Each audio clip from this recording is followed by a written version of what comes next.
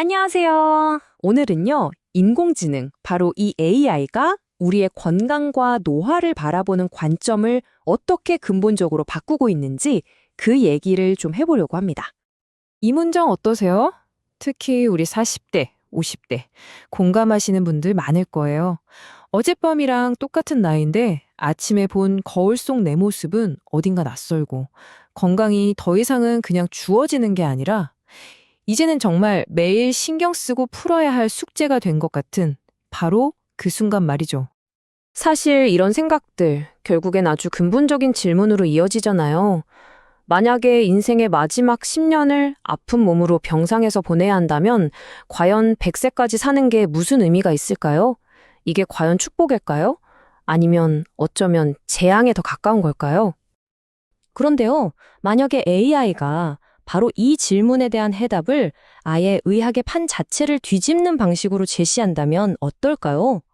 이건 완전히 새로운 미래가 열릴 수 있다는 뜻이거든요. 생각해보면 예전의 의학은 딱 자동차 정비소 같았어요. 어디가 고장나고 빨간 경고등이 번쩍 떠야만 그때서야 부랴부랴 찾아갔죠. 그쵸? 하지만 이제 시대가 바뀌고 있습니다. 문제가 터지고 나서야 수습하는 치료의 시대에서 애초에 문제가 생기지 않도록 미리 챙기는 관리의 시대로 패러다임이 완전히 넘어가고 있는 거예요. 아주 유명한 의학자죠. 에릭 토폴 박사는 지금의 3분 진료를 얕은 의학이라고 불러요. 하지만 이제 우리는 데이터로 무장한 고성능 의료의 시대로 들어가고 있습니다. AI가 방대한 데이터를 대신 분석해주는 동안 의사는 기계적인 일에서 벗어나서 진짜 환자, 바로 내 눈을 마주보고 내 이야기에 온전히 집중할 수 있게 되는 거죠. 자, 그럼 궁금해지죠? 도대체 AI가 어떻게 내가 잠든 사이에도 나를 지켜보는 24시간 개인 주치의가 될 수 있다는 걸까요? 우리가 1년에 한 번 받는 건강검진 있잖아요. 이건 사실 우리 몸의 스냅샷, 사진 한 장에 불과해요. 딱 그 순간만 찍는 거죠.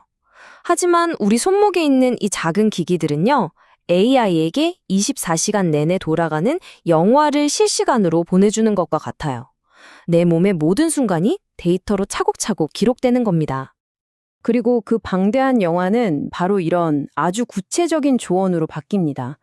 그냥 오늘 피곤하네 에서 끝나는 게 아니라 왜 피곤한지, 그래서 뭘 해야 하는지를 정확히 알려주는 나만의 전담 코치가 생기는 셈이죠. 정말 대단하지 않나요? 근데 이야기는 여기서 끝이 아닙니다. 한 단계 더 깊이 들어가요.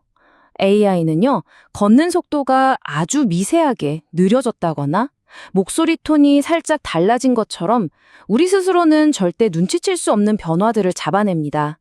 그리고 바로 그 안에서 질병의 신호를 그것도 몇 달, 심지어 몇 년이나 앞서서 읽어내는 거죠.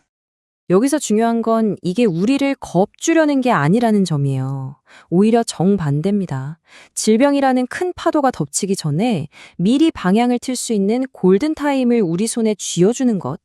다시 말해, 내 건강에 대한 통제권을 우리가 되찾아오는 과정인 겁니다. 이렇게 되찾은 통제권은 결국 단 하나의 목표를 향하게 됩니다. 바로 우리가 살아있는 전체 시간과 진짜 건강하게 살아가는 시간, 이 둘 사이의 격차를 없애는 것이죠. 그러니까 AI 의료가 꿈꾸는 최종 목표는요, 단순히 100살, 120살까지 오래 살게 하는 게 아니에요. 우리의 건강 수명을 수명과 일치시키는 겁니다. 삶의 마지막 순간까지 내가 하고 싶은 일 하면서 활기차게 사는 것, 바로 이게 핵심인 거죠. 이런 생각을 뒷받침하는 선구적인 과학자들이 있습니다.